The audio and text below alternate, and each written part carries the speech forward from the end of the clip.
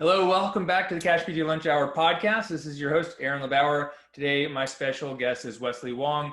Wesley is a physical therapist and ACL Rehab specialist. Been following on Instagram for a long time. He puts out some amazing content about rehab, pain, ACL, etc. And I just wanted to make sure I had him on the show because I know he's got some things that you guys are going to pick up and be able to utilize in your business and career. So Wesley, thanks so much for joining us. I appreciate you taking the time out of your busy day to come hang out with us.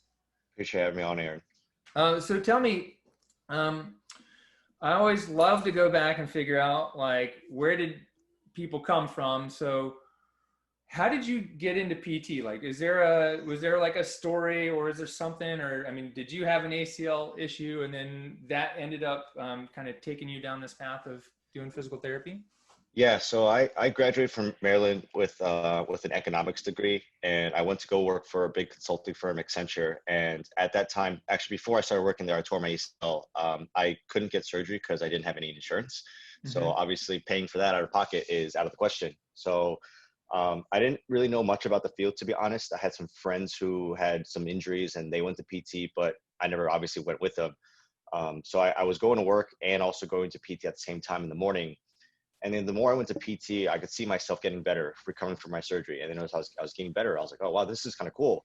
And I was really lucky to be in a more like sports oriented setting also, which I know there's obviously clinics who don't have that ability. So we had like a half court basketball hoop, and that was what I was trying to get back into. We were in a gym.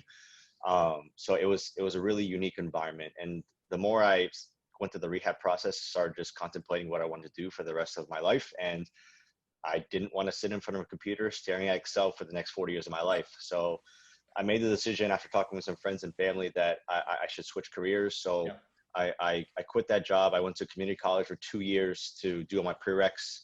And then I went to PT school in 2012, graduated in 2015 from Franklin Pierce University. And then 2.5 years, I worked at a kind of a typical physician-owned facility. Yeah. And then in October of 2017, Teddy kind of saved me and brought me to Healthy Baller to be in a more cash-based setting. And I've been here for almost 3 years now. Dude, that's awesome. That's awesome. So you graduated school. How many years did you spend doing economics, or what were you doing, like management, consulting, economics type of stuff? Yeah, like, that's what my friends did, in air quotes. Who knows what they did, really, you know? Yeah, it's a little hard to explain. It's been so long. It's been so long since I've worked there. It's been a decade at this point. Yeah. But the way that I framed it was like there's consultants, and then I was in the services department. So the consultants were my clients, and then the consultants had their clients. So yeah, whatever the consultants needed, I kind of try to help them with more like the back end stuff, trying to do more admin stuff is probably the best word to say it. And yeah, it just wasn't obviously anything that I wanted to do I literally was sitting in a cubicle, very typical cubicle, Excel, 40 hours a week. And that was my job. Was this in DC, Maryland area, or were you somewhere else? Yeah, my client was in Virginia. So okay. I had to trek over to Virginia. Yeah. Well, I was a temp in San Francisco on the 43rd floor of Embarcadero Center, building number 3. And I was like, there's no way I could ever do this. I was like, thank God I didn't like get roped into this for a real job. But I was just like staring at a cubicle carpet, you know. I was like, this is horrible. So I get it. So you decided, what, I mean, was it an easy decision to switch careers? Definitely not. I guess the part I failed to mention was the part that Accenture was my dream job. I went into my freshman year at Maryland. I was like, I want to get a job at Accenture. Yeah. Why I don't really know. I was 18 years old. I just probably wanted for the recognition of working at a big consulting firm, which is what a lot of kids want at that age. So there wasn't a lot of thought process into my decision to pursue that career path. And then, you know, when you get there, a lot of times the expectations don't really meet what you think. And, you know, I got there first day, you know, I was like, we were really excited for the first week, orientation, laptop, all that kind of stuff. And then as the weeks kind of go by, you're kind of just like, I don't really want to do this for, you know, the next 40 years of my life. And then, you know, it was a hard decision because, you know, I had a decent salary at the time, and then I was going to basically forego that for the next 5 years. So you think about the impact economically of, you know, 5 years of salary to negative income, because I'm obviously taking out loans for student loans. and it was a hard decision financially. But at the end of the day, I am very, very happy with my decision. I have zero regrets. Even though I was, $105,000 in debt, it was well worth it because I'm so happy now. Yeah. Just doing what I love to do. That's awesome. When you quit your job and went to community college, did you work somewhere else because you couldn't, or were you just full-time student at that point to get the prereqs in? I was a part-time student because I was taking 2 lab classes. It was going to be a little bit too much to handle at one time, and 3 wouldn't have helped me because I couldn't have done enough to a year instead of 2 years. It's funny. I actually nobody outside of my friends know this story, but I actually applied for a job at Chick-fil-A because I was just, my friend worked there. I was like, whatever, it's easy. I can just work there for 15 hours a week and make some money. Right. My friend said the manager looked at my resume and said I was overqualified to work at Chick-fil-A because they saw my previous salary from my last job. So I never got a chance to work at Chick-fil-A. Yeah. So yeah, I didn't really try to look for another job. I probably should have at that time, but I wasn't really spending any money either way. I was living with my mom and she was feeding me and stuff. So I just focused on trying to get the best grades I possibly could. Yeah. I had the same thing. I was moving from North Carolina to California and I've stopped at a friend's house for an undetermined amount of time. I was like, well, I gotta get a job. And I went to Red Robin and the manager's like, you graduated from Duke University. Why do you want to work here? He's like, come on. He's like, I was like, dude, I'm here. I need a job. And I was just like, I just, I'm pretty good. He gave me a job for 2 months. I mean, but I had been like 5 other places. Like, well, you're overqualified. I was like, I'm not even qualified to like do anything. I got this degree in nothing. And I went back to PT school too. So now you're heading back to, well, let me go back. What were you doing? Like, you tore your ACL, right? You said you couldn't afford to get surgery. Were they like, surgery is going to be $25,000, or was it like, we can't even afford it, we're not even going to go find out what it's going to be? I did a Google search and kind of did like a mean what a out of network or out of, like, I guess completely out of pocket physical therapy would cover. And it was, my parents don't have the greatest insurance. So I guess technically I could have used theirs, but it would have still been like $10,000, so it was not something that I wanted my mom to possibly, pay for. Mm-hmm. So I was just like, I'm just going to wait and try and get a job. And hopefully at that time I can get some insurance and get some surgery. So luckily it worked out eventually. But I was walking around with it for 6 months. Yeah. But you don't need an ACL. It's true. At least for linearly straight is fine. Right. But my knee was buckling on probably weekly. Really? Yeah. So like, I would have to be very careful going up the stairs because I would have to turn right to go to my bedroom. So, typical guy at that age, you like to sprint up the stairs and like kind of turn. And sometimes my knee would buckle on me. So I like start to slow myself down. Wow. Okay. And I was like, you're like sprinting and it's like, bleh, right? Oh man. Yeah. So it was definitely needed at the time to get some surgery. Or I also didn't do enough prehab, so that was my fault too. Right. What were you doing when it happened? Were you playing sports or was it something funky?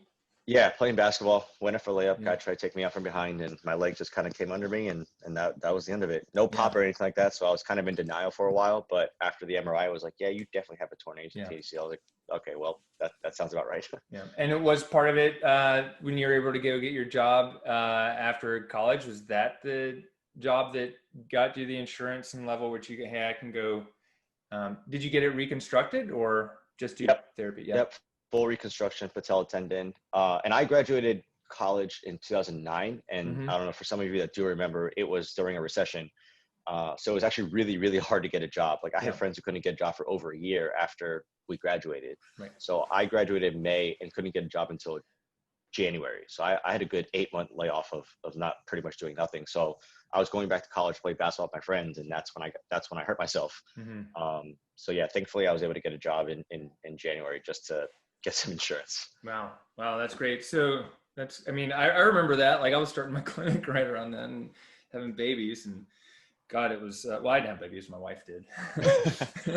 Okay, so PT school, and then you go get a job doing PT, and now you've moved to now you're at the current location. Was there something along the way where when you started like focusing and specializing in other people with ACLs, was it mainly because of your experience, or are you helping people do something that you didn't get, or was it kind of, did you fall into that based on like a clinical rotation or where you got a job? So, I worked at a physician facility, pretty standard place. I was seeing 55 to 60 patients a week. Mm-hmm. And then you kind of just get, I think as a new grad, a lot of times you think that you can handle that for forever. You're kind of fresh, you're kind of new, you're like, I can do this for forever. And that was my mindset going into it. I was like, no problems. And I always had aspirations of being in a more sports oriented place. I love working with athletes. That's how I got hurt. It was always a demographic that I always wanted. And at those places, like I would be lucky if I had 4 patients that were athletes, maybe a couple active adults who I also enjoy working with too. But then a lot of the other patients were, total knees, total hips, again, very necessary, but it wasn't why I pursued PT in the first place. And then I think when I got to Healthy Baller, it was, as you're fully aware, starting in a cash base is a grind. Right. And, I was talking to Teddy and he was like, maybe a good idea to think of like a niche that you want to go down. And then I think 3 or 4 months in, I got an ACL girl. And I always enjoy working with ACLs. Obviously I connected with them because I'd been through it myself. And then because I didn't have a full case though, like her and I were spending an hour and a half together each session. Right. I was like, I might as well use this to learn, and it's going to benefit. She's getting a bonus her for more time than I'm supposed to. So that was kind of the process of me figuring out where my niche was. And her and I still talk to this day, and she's been graduated from me for over 2 years now at this point. So it's kind of a special bond because you're with this person for 6-9 months and sometimes even a year if it's a longer recovery process, which is very possible for an ACL. Mm-hmm. So at that time, I went to her game, her first game or her second or third game back, and she texted me after her first game, and I was like, wow, this is really, really cool. And then I just started getting a little more ACLs because she told her friends about me and stuff like that. And it kind of just fell into my lap. And I was like, this kind of makes sense for myself because I've torn both of my ACLs.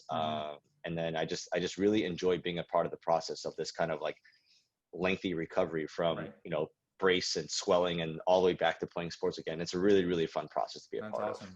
You said you just tore both of them? Yeah. My left one I tore 8 years ago. It's actually still torn. It's partially torn. So I've been functional. I still play basketball fine. It's funny because I was just talking to some friends about this. I was like, had I known quarantine was going to happen, not that anyone would have, I probably would have opted to get surgery on my left knee because I wouldn't have to miss any basketball because I haven't played basketball in 6-7 months at this point. Right. But it's all in hindsight at this point. Yeah. No, it is. Hindsight's 20/20. Yeah. So great. So cool. So I love it because the ACL specialty is kind of came out of one, your personal experience, 2, the patient you had, but also the really the position job that you now have, and you said, so you're a contractor at Healthy Baller, but it's mostly cash based. Can you tell me a little bit more about like the inner workings of how that is, how you came to work there, and how that kind of developed, right? Yeah. So when I was working at my last job, I was, I had a few athletes, like I said, and I had one girl in particular. She was post-op ACL. She was about, 4 to 5 months post-op, very smooth recovery.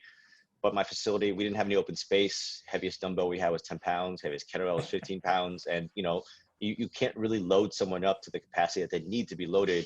I mean, maybe if they're like a 60-pound kid, but that's impossible. Right. So, I was like, I think you need to go to someone that's more sports oriented to get you ready for lacrosse. And then I reached out to Teddy and I sent her to Teddy. And I think Teddy sent me a DM on Instagram and was like, just asking for an update, like how's she doing, blah, blah, blah, all that kind of stuff. So I kind of provided for her. And then in the back of my head, I'm like, I should probably see if I can go shadow this guy. I didn't even know he was that close. He was literally 10 minutes away from where I was working. So I came in to shadow Teddy, and that was in, I want to say March or April of that year, 2017. And then every 3 weeks, I kind of just came in. In August or September of that year, he told me he was looking for a new therapist. And, I told him that if he wanted a commitment, I was ready to take it. So I shook his hand, and that was it. And, when you come into this cash-based environment, again, it's a grind way at all. A lot. I know for a fact that you probably work 6-7 days a week. Maybe you're a little more established now, so maybe you probably earn the right to kind of take a day off here and there. but I know, your first 2-3 years, you're just grinding and grinding and grinding. And that was what I was in for especially the first year. I actually thought about quitting this place because I took a massive pay cut my first year. I had a really good salary my last job. And, again, taking that chance to come place of, there is no guaranteed salary. We make money based on every patient that we see. There's no benefits here, and luckily I'm married, so I got to hop onto my wife's health insurance and things like that. But, the 401ks and the matching and things like that, we don't have any of that stuff. Dental, so it's never an easy decision to take a chance on coming to a place like this. Right. But I think when I thought about even like a thought of quitting, I talked to, again, some friends and my wife and things like that. They're like, you can't. They're like, you've only been in this for 6 months. Like, we're fine. Like, it's not a financial issue necessarily. Thankfully, we're very blessed, but they're like, you have to ride it out. And then literally like 3 or 4 months after I had those thought processes, my case started picking up. Like every week I was like, I was seeing 20 and then 25. And then I was like, oh, wow, this is kind of nice now. And then for me, like if I see about 30 to 35, I'm pretty happy. It's a nice, comfortable caseload on top of anything else I'm doing, like online and things like that. It's perfectly fine. So it's definitely a grind for the first 1.5 to 2 years or so, but it's been a fun ride. That's awesome. And so does Teddy have like marketing systems set up for you guys, or you're kind of contracting and so also responsible for some of your own marketing and caseload? A little bit of both. We don't have like specific systems. I think I would say the best thing for us has been word of mouth as far as growth goes. Teddy has been here for 4 years now, and I've been here for 3. So his first year, a lot of it was, he did the grind too, where he was basically wearing 2 hats. He was doing a strength coach. He was, he would have some team training at 6 a.m. in the morning, and he was a patient at like 9 a.m. And that was the kind of thing that he was doing. And he was just kind of slowly building up and making a name for himself. And then at this point, we've been here for 3 years or 4 years now. And thankfully we have about 4 orthos in this area who value what we do from especially athletic standpoint. Right. And they'll send us people. But again, that took time. It's not something that happened overnight. In my first year, I tried all this stuff. I went to go meet with orthos, even ones I used to work for, I try to frame it as like, I'm not trying to steal your patients. I'm trying to take the ones that kind of they graduate from your facility and are ready for like that next phase of, the rehab to performance phase. And to this day, I've gotten 0 referrals from anyone who I've ever worked with, and they told me they like me and things like that, but it's a different value point. But we've had 4 orthos who do value what we do now. Again, it took time to kind of build that relationship with them. And it took time for patients to like voice their opinion to their orthos, like, oh, I really like what Wesley and Teddy do. And hopefully now Sweezy and things like that. So I would say word of mouth by far is the best thing that for growth wise for our business. And we've done some community stuff. I've tried to do some ACL reduction, injury reduction, things like that. But I would say number one is word of mouth. Yeah. Well, that's great. Is there, are the 4 orthos that actually send you guys patients, do they own like, or have their own PTs that work with them? Or are they kind of like independent, aberrant, like physicians? It's a mix. Yeah. I think 2 of them that do have PT facilities, and which is obviously harder to get them to send those people. So when they do, it's like, wow, that's a really big deal. And then there's a couple of them who aren't affiliated, which is actually a perfect scenario because, obviously if they're not affiliated with anyone, then it's a much more easier process for them to send us people. Yeah. Yeah. I mean, I hardly see any post-surgical patients, and I've seen, I think 1 person for ACL rehab in my 11 years here, because he was a student that had a surgery from out of town, came in town, and we're close to the school, and he didn't have like, like we were the recommendation, and he came to see us, and it was great. And he got better really quick, but okay. So going back, for other people listening, because there's a lot of people who are listening who are in a position like you are, or maybe they're contracting with someone else or doing that. Is there anything that you would do differently going back to when you started working with Teddy at Healthy Baller that you might do differently now? Ooh, that's a really good question. There's a lot of mistakes that I made. And part of some of them were more impulse decisions because, I was kind of panicking. I was like, I'm only seeing 15 patients a week. And I had this expectation of wanting to be at, closer to 25 to 30. So almost 50% lower than what I wanted to be at. Right. So I think that don't be discouraged. I think that's one thing of, when you network with people, because for every 8 people that reject you, you're hopefully going to get one person that says yes. And that one person can turn into 3 and then turn into 5. And then I think trusting the process is probably the number one thing I would say to any cash-based person. It's like, if you're putting out good work and you understand that you're bringing value that's different than a more traditional model, then you just have to kind of write it out. And there's no other way of sugarcoating it except for the fact that it takes time. I'm guessing, Aaron, when you started, you didn't start off by having 30, 40 patients right away. No. It's a grind. You take time, and, you hopefully over every 2 or 3 months, you kind of reevaluate. Every quarter, you're assessing like, oh, wow, I improved by 15 to 20% and another 15, 20%. And then that's the slow, in my opinion, that's going to happen for cash-based, unless you have, maybe you have a big social media presence, and it's easier to transition. But for the majority of us, it's a process that takes time, because people have to understand that what you're bringing to the table is different, and that's why they're paying X amount of dollars for your service. Mm-hmm. If they don't understand that, then they're not going to pay that amount of money, and they're going to go to the more traditional model, because that is still what 90 to 95% of people understand as what traditional physical therapy is. Again, there's nothing wrong with it. There's a place for it for sure. We still send people who don't want to pay for our services to insurance places that we value around here. So I would say number one thing is trust the process. And then I would say that don't be afraid to try things. So like and fail, because I did plenty of that. And I'm sure you did too, Aaron, where it's like, I tried to make my own website. That thing was absolute garbage my first time doing it, but I had a website, and then eventually when I started making a little more money, I was like, I should probably pay someone to do a much better job than I did. So I paid someone. And my first time I obviously went the super cheap route. And then that was a better website than what I had made, but then I was ready for another one. So I paid again. And now my website has been like this for about 2 years now. And I love it. And it's the way that I always thought of it, envisioned it. So, there's part of it that's just, again, I think by far just trusting the process of, especially if you're in that grind of building up your insurance base, don't be afraid to reach out to coaches. Trying different things is a big thing too. We've done plenty of things where we failed, and, you just kind of grow from it, learn from it, push that aside, and then just keep learning and growing from it. Oh, that's awesome. Those are great points. Thank you for sharing that. So from this first patient, you had ACL, you had an ACL reconstruction, and you're doing PT with her, and you start getting more people coming in to see you for their ACL rehab. Like, I know it takes a while. Like, it's not just, 6 or 7 visits and you're good. Mm-hmm. Or, you could be 6 or 7 visits and you're a whole lot better. But are you ready to go back to sport? And it depends on what you like to do too, right? Like, because some people tear their ACL, like probably slipping on the mud, and they're like, it's not a very good story. And I just walk for a living. But what's the average length of visits or time for people to get fully recovered after a surgery? Like, what are we talking about these days? Yeah. So I think that, especially for where I am, I get a really wide range. I'll get kids who are 7, 8 months out, or I'll see kids immediate post-op. So it's like, it's a really, really wide range. I have a young adult right now, mid-20s, very active, didn't have great care, but she is 9 months out from surgery.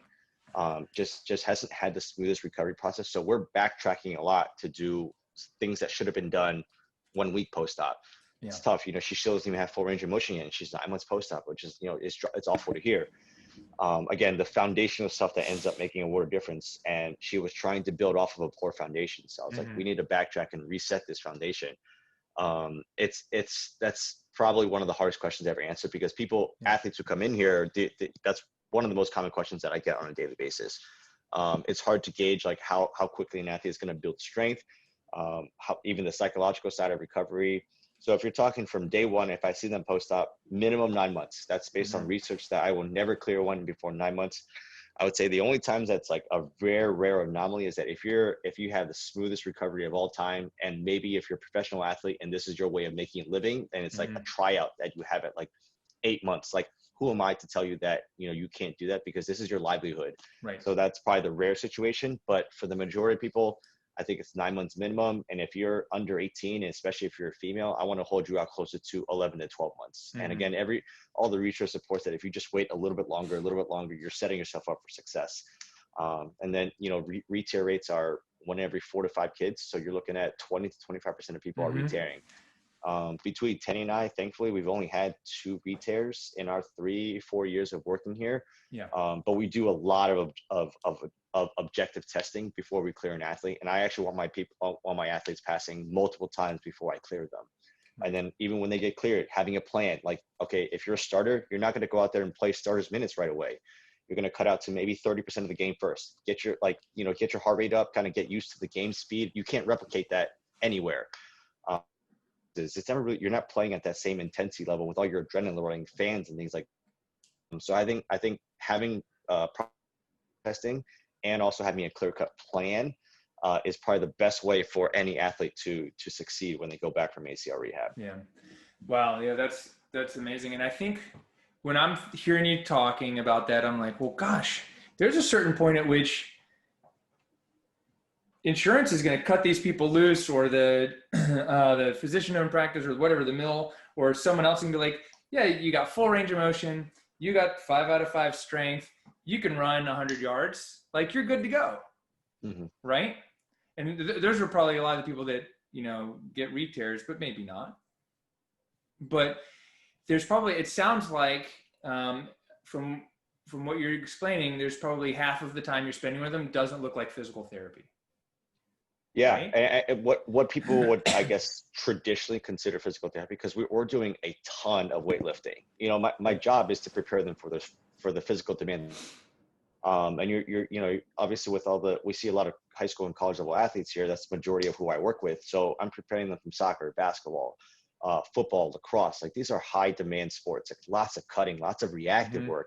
So it is my job to prepare them for that. So I think a lot of the stuff that people may see compared to, again, like a more traditional model of physical therapy, like we're picking up heavy weights, like we're squatting a lot of weight, we're sprinting, we're moving, we're cutting, we're reacting. Sometimes I'll get in there, move around a little bit, and have you defend me, because that's how sports works. You're reacting to a human body.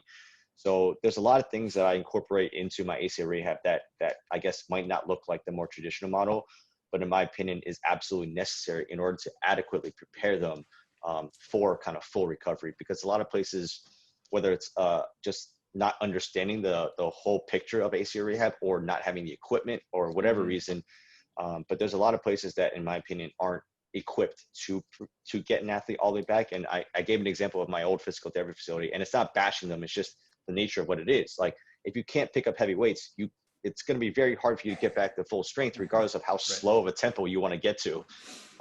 So people are surprised. I have like college level athletes in here who are squatting 185, 200 pounds, but it's like we got to get them very, very strong to get back to playing their sport, so that they can stay healthy forever and not have to suffer a second tear.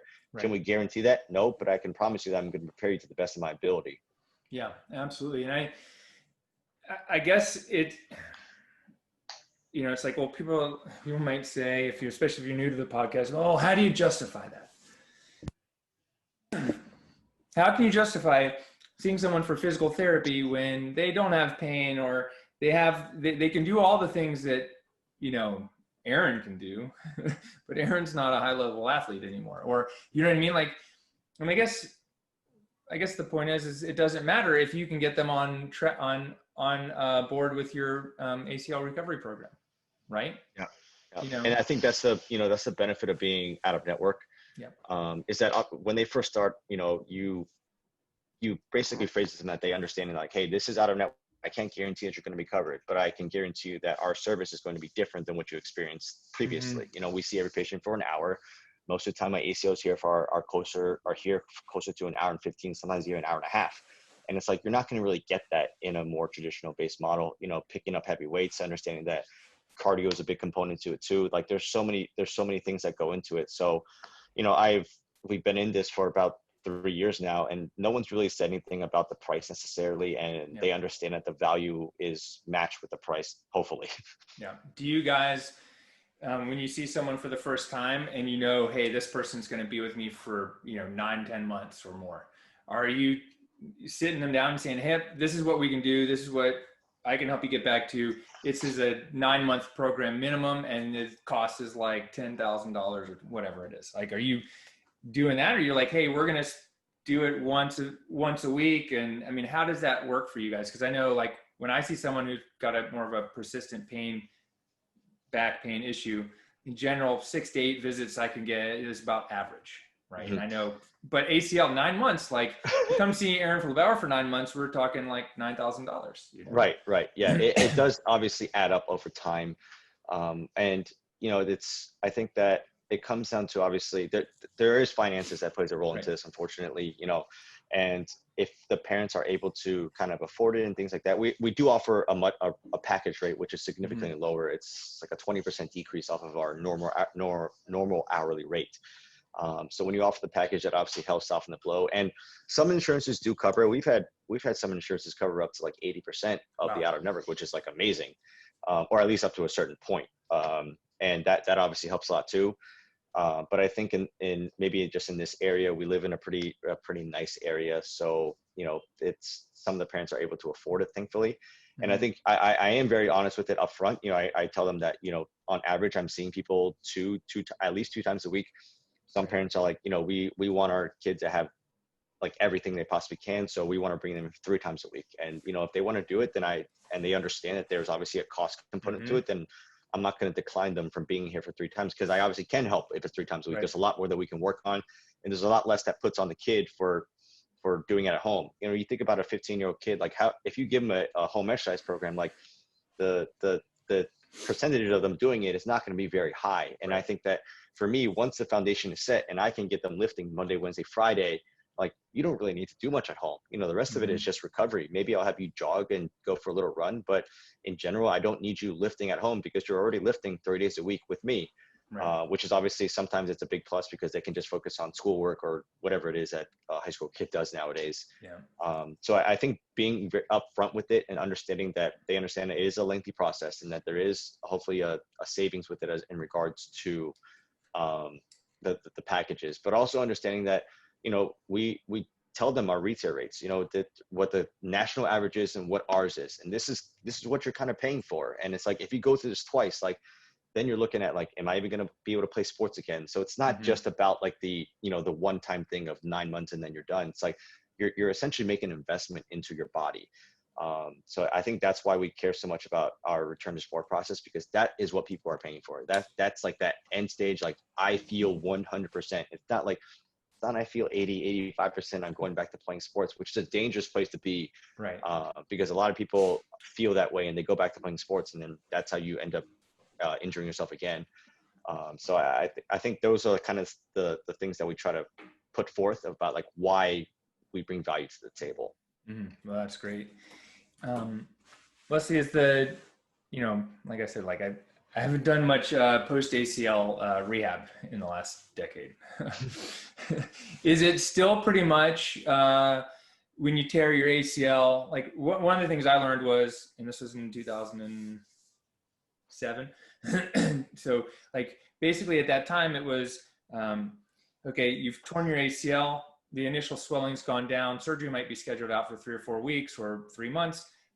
Get you to the point at which you feel like you don't need the surgery, and then we're going to take you to surgery. And then it was come out of surgery, make sure you got range of motion. Once we get your range of motion, then we can start working on strength or reactivating muscles, etc. And then from there, a lot of times it was like drop the patients off, right? But and after that, it's still like we got to do some strengthening or make sure they have strength for their full range of motion. But is that basically the same? Are things changed, or what has changed, and what's the best, what's the best practices right now? Yeah. So as far as like the early phase of rehab, yeah, 100% still the same. Obviously it's get the swelling down, get full range of motion, get the quads going. By far the 3 most foundational things that you are must-dos early on. And a lot of people will come to see, and you'd be surprised about some of the things that I see where, the worst I've ever seen is a 14-year-old girl, she was 6 months post-op, but she was told at 3 months post-op that she could be discharged from physical therapy and do the rest of rehab on her own. 14-year-old girl. She came in to see me with a 12-degree extension lag, and they told her that she could be discharged on her own. And I was like, this person deserves to lose her license. It's unbelievable. And these are some of the things that I see, unfortunately. So, you think about like why I harp so much about doing the foundation rights, because even if this girl's not a high level athlete, you want to get her back to at least functioning, be able to jog, go outside and run, whatever it is. Right. It's hard to do that with a 12-degree extension lag. So that's some of the stuff that I focus on. And I think that's the absolute premise of the start. And then nowadays, there's a lot of research into how much like neuroplasticity is affected, how much the brain is affected with rehab. And this is like somewhat new. Like Dustin Grooms is kind of like the big guy to kind of focus on this stuff. And it's some of the stuff that I started to incorporate really, really early. So a lot of people see kind of like, they might even think of it as like quote unquote gimmicky, but like for example, like a lateral banded walk, that's a very common exercise to give. Even, you could do it at 4 weeks post-op. It's safe, right? It's slow and steady, but it's like, why would you give them one mundane task of just walking laterally for 10 yards and walking back for 10 yards? Hey, why can't we add a ball toss so they can work on visual tracking, or add their sport in? If it's lacrosse, do with the ball, right? Nope, no problem. On top of that, I've thrown in like, I'll put an iPad on the side to make them turn their head and go back and forth. Again, that's how sports works. You think about a basketball player dribbling down. They're never just looking straight. They're looking at where all the other 8 players are, maybe turning their head to look at the coach for the play call, whatever it is, the fans, like the shot clock. There's so many things that is going on in the game. So if I can work on multitasking and trying to affect neuroplasticity early in rehab, that's only going to help them later on in rehab. So I think that's probably one of the biggest things that's kind of up and coming in regards to how ACL rehab should be done, is working in a cognitive component, working in like multitasking throughout the entire rehab process, and not just waiting for, they look really good now at 6 months post-op. Now we can work that stuff in. Right. And even then, like some kids aren't even getting that, making them think when they're doing a reactive stuff. And I think that's probably one of the bigger components. And on top of that, I think that a lot of PTs still don't understand exactly how strong a kid, I want to say anybody needs to be when they're recovering from ACL rehab. It's like, you need to be freakishly strong in order to safely go back to playing. And I think like, I always tell every person that comes in the door, it's like, I want you to leave or graduate from me being the strongest version of yourself. So that you understand that when you go back, like, you are ready to go back. We're not guessing about this. We understand you put in all this work to prove to me that you are strong enough, you are mentally ready enough to go back to playing sports. Yeah, that's great. How strong does someone need to be? Do they need to be able to deadlift their body weight? Is it like deadlift twice their body weight, be able to, jump a certain amount of times? Do you have like a specific parameters that you follow, or, Yeah, so we have a lot of different ways to do testing here. Like, there's obviously the traditional hop test that most people nowadays understand, being at least 90%. Actually, for me personally, for hop tests, I want them to be like 95 to 100%. I just think there's so many ways to cheat that. So if you're going to be able to cheat it, you might as well be able to cheat it to 100%. Yeah. And also for the hop test, it should be also looking at the quality of landing, because the test nowadays is based on strictly the quantity of getting from point A to point B. Can you go back? Like, what's the hop test? Because I'm like, you hop on one leg, but like. Yeah, there's 4 major hop tests. The first one is a single hop test. So you're jumping from the same leg and landing on the same leg for as far as you can, comparing the 2 sides. And then you have a triple hop test. So it's hop, hop, stick the third one. And then you have a crossover where usually we have a turf space here. So we have a line. So I'll have them hop on one side of the line to the other. So introducing a slight lateral component to it. Again, that's a triple forward distance again, and sticking the third. And then the fourth one is a 6 meter time test. That one's a little harder to gauge, just because there's a lot of user error to it, just because when I stop my watch or start to watch, whatever it is. So those are the 4 major hop tests. And research wants at least 90%. Again, for me, I'm pushing closer to 95 to 100%. Like left to right, 90%? Contralateral to ACL side. Yeah. Okay. Yeah. And then you're looking at we need to have some sort of objective strength testing. So we have multiple ways of doing that here. We have a handheld dynamometer. We also just got an inline, one of those crane dynamometers that we're going to use for isometric testing. We also have a Kaiser machine, which I use more for like a strength testing, but also measuring power output, because that's obviously a big component. You need to have strength to have power. Right. So that's it. The Kaiser machine is really nice, just because like I do it on the non-affected side first, have them basically do a knee extension, right? And then load it up pretty heavy, and then measure the maximum output. So just for ease of purpose, like 500, whatever it is. And if they get, the machine will tell you, if you do on the other, tell you a percentage of 500 on, or the percentage of the other side. So a very clear cut objective number, like, can't cheat it. I'm not guessing whether or not you're 80%, or you're showing me you're 80%. And it's a nice way to kind of, it's easy to repeat also. And then Teddy also was able to buy force plates, which is so amazing for return to sport process because it gives you objective data that you cannot get from the naked eye or from any other machine minus a force plate. So we'll do a counter movement jump on there. So it measures so many things, but we look at like the height. We also look at it gives you a number of time to stabilize. So how quickly you can basically balance out to being like flat and without moving. It also tells you like peak velocity and peak power and things like that. And then we also do an isometric testing on it where we'll set them up under the squat rack and just have them do like an isometric press upward. And then that'll tell you peak power. And I would say that one of the biggest things that force plates tell you is the time it takes to get to your peak power. So some people might be, 90% within power wise, but it takes them twice as long to get there. So that's still giving you valuable information about how we need to incorporate that into rehab. Right.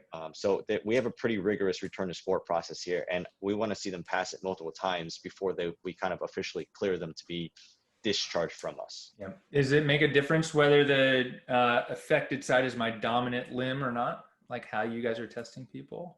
Me personally, no. I just want to see both sides getting strong. Because a lot of times I think that in rehab, people won't lift the non-affected side, but a lot of sides, like if we have 4 sets for that circuit, like I'll do 4 sets on the ACL side and 3 sets on the non-ACL side because you got to keep that other side strong too. So I think if you start neglecting the other side, you're kind of getting false information about what you're comparing it to. Right. In a perfect world, you have some sort of objective testing before the athlete gets hurt, but that's borderline impossible. Maybe I'd say the only setting, the college setting, they do that. Right. A lot of schools are doing that nowadays, but for us in the rehab world, like it's just not something that we're going to have access to. Yeah. Yeah. What are the stages of the rehab? Like, do you have like different stages where you're testing people all the way through, or it's not just, because it's not just this like one like exit exam that you're doing, right? You've probably got a couple different phases of tests, and are there different tests that people should be utilizing at different phases of rehab? So as far as like that formal like return to sport process, I don't personally start doing that until like 6 months in, because it's just there's going to be a major deficit in their strength, and sometimes like there's if they're having a little bit more complicated recovery process, maybe if it's a patella tendon and they're dealing with patellofemoral pain, like I don't want them hopping for max distance because it's probably going to aggravate their symptoms. Mm-hmm. So there's a lot of like nuances that goes into the decision making process of when they're ready to kind of be tested to give them information. And I know there's some research out there that supports the fact that you should be doing strength testing at like 3 or 4 months, but we don't have a formal biodex either, which is, that's a $30,000 piece of equipment that we just don't have access to. And there's some people want to do it at 3 or 4 months because that'll gauge when they're ready to jog. But there's ways of testing strength. You can test it based off of like a single leg touch, doing off of like a single leg pistol. There's just different ways to assess strength to gauge whether or not they're ready. Can they absorb force? There's so many things to do prior to jogging, for a sense. But as far as like the actual return to sport process, like I don't really start doing that until about 6 months post-op. Yeah. Is there something that you find, like a lot of the people that come to work with you and learn about rehab in your mastermind group, is there something that quite a few of the people are overlooking? Is there like a body part, like is it maybe like a dorsiflexion issue that comes along with ACL like injuries, or something that most people are overlooking, or if they would address this or find this issue, they're going to move their patients along even faster? I think if you're talking like I think some people underestimate, like, again, how important that early phase is. I talked to you about like the range of motion, things like that. Like you got to get it back full. If you're missing a few degrees of flexion, all right, cool. No big deal. No one really squats that deep anyway. But extension goes, got to get all the way back. Again, there's some anomalies. Like if you have like 15 degrees of hyperextension, all right, cool. We're probably okay not being there. But for a normal person, for hyperextension, if you have 5 degrees, let's get 5 degrees on the other side. It's not one of the things that it's good enough. But let's try and make sure we're doing the work to get all the way back. And on top of that, like I think that when you get to the jogging phase, a lot of times a protocol will tell you at about 12 weeks, you're ready to jog. Okay. Like, what does that mean? Like, how do you know? And there's certain things that, again, making sure that you are assessing before, like, can they accept load? Can they absorb force? Mm-hmm. That is literally what running is, over and over and over again. So if you can't comfortably accept load, then you shouldn't clear them to jog yet, just because the protocol says at 12 weeks you should do that. And I think, your question about like what people overlook, and I think sometimes loading the quads with a positive shin angle is really something that's overlooked. And again, when you're early on in rehab, you got to do it very, very safely, because it's a sensitive time. The knee is still healing. There's probably still some swelling there. If you're a patella tendon, you obviously don't want to be doing it a ton, but it is absolutely necessary. So doing things like I'll do something like a split squat in the doorway and just, have your knee tap the door frame, because again, you're just getting some of that knee coming forward. And the longer, in my opinion, the longer you avoid it, the more time we have to do later on to backtrack to clear that up.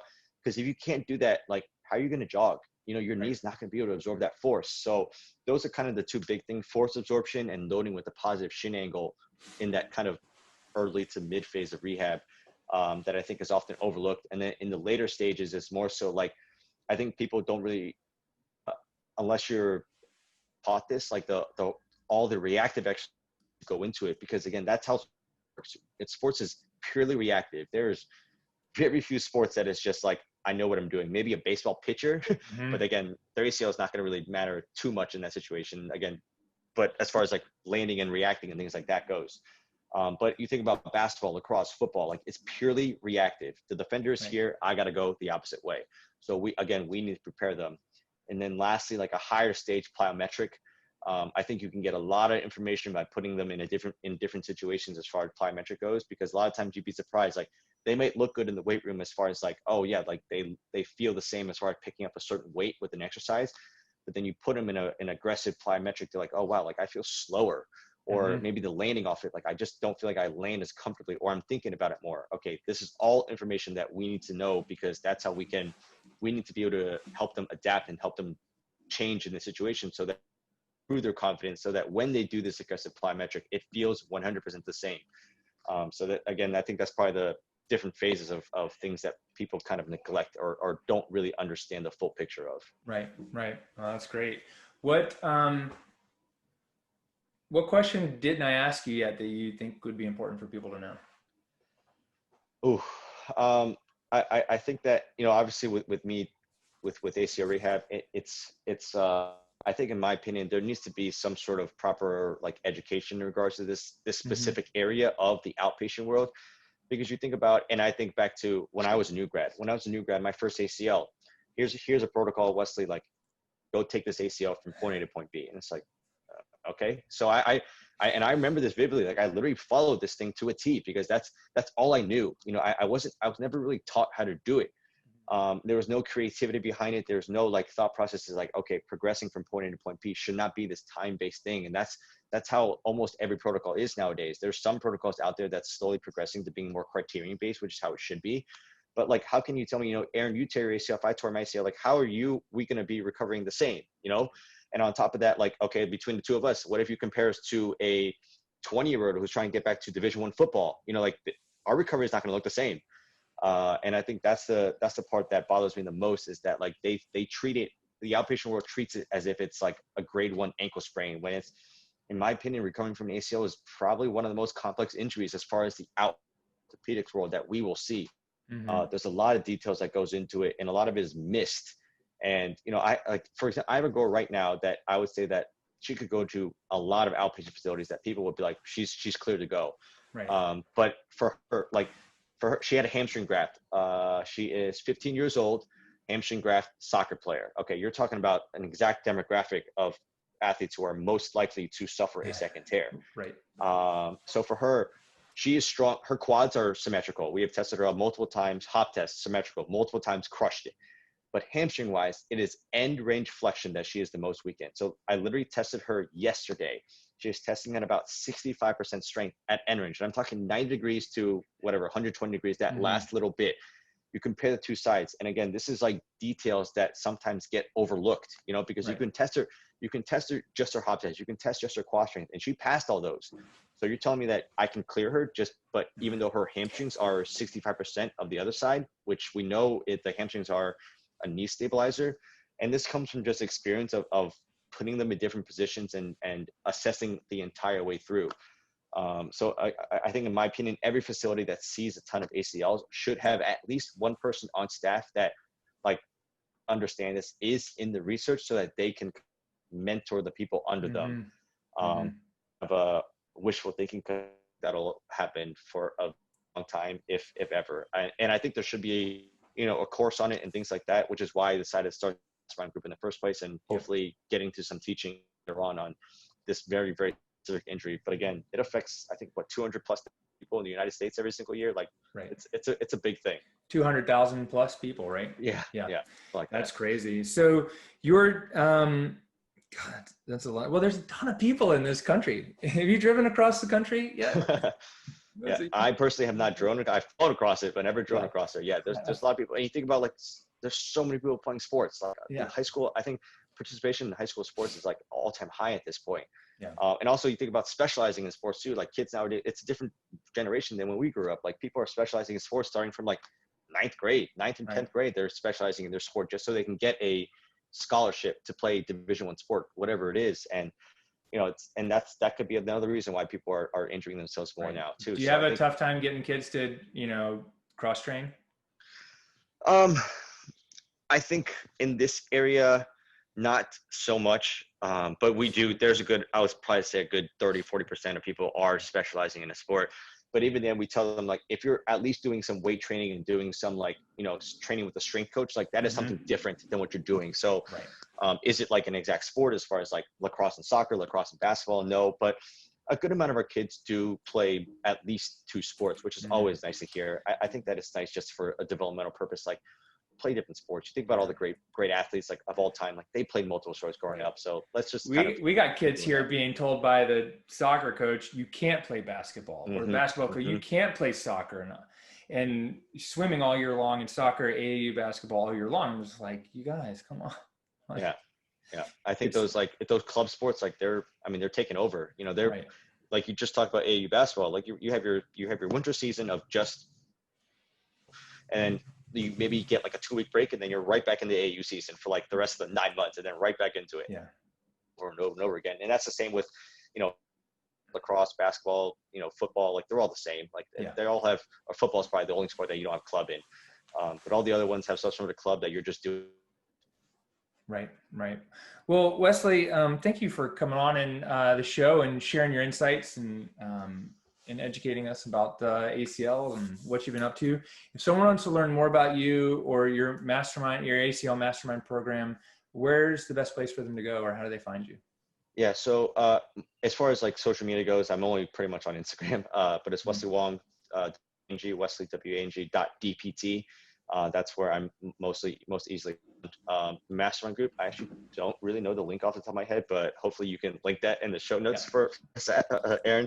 But yeah, the mastermind group, essentially, just a quick little spiel about it. It's basically just it's a growing database of exercises, not just exercises, but like assessments, movement breakdowns. I actually teach things as far as like how to break down a cut. We don't really learn that in school, and I've had the privilege of learning from our strength coaches here how to teach a deceleration, how to do reactive exercises, all starting from day 1 post-op all the way to that really aggressive late stage. I add content every 3 weeks. Currently over 250 some videos. I think currently we have about 220 some people in the mastermind group right now. It's a nice community. There's also a private forum. So like, if you have the case that you're like, I don't really know where to go, like it's exactly where you go. You have a lot of DPTs, strength coaches, ATs in there that, just want to grow and want to learn.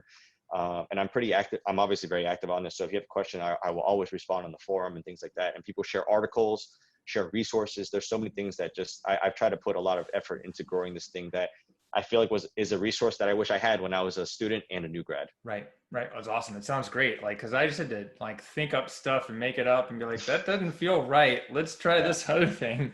So to be able to have someone to go to for solid answers is really important. So we'll definitely link that up. And I know you can get it from your Instagram and go to the link in your bio there because that's where it took me. So Wesley, thank you so much for being here today. I really appreciate you. For all you guys listening, this is Aaron LeBauer, Wesley Wang. This is the Cash PT Lunch Hour podcast. go out there, like whatever, treat your patients right, do what's right for your patients first. And if that means you got to see them for 9 months, man, like just do it. And that's the beauty of this whole thing. So Wesley, thanks for being here. We'll see you guys. Keep rocking and rolling. We'll see you on the next show.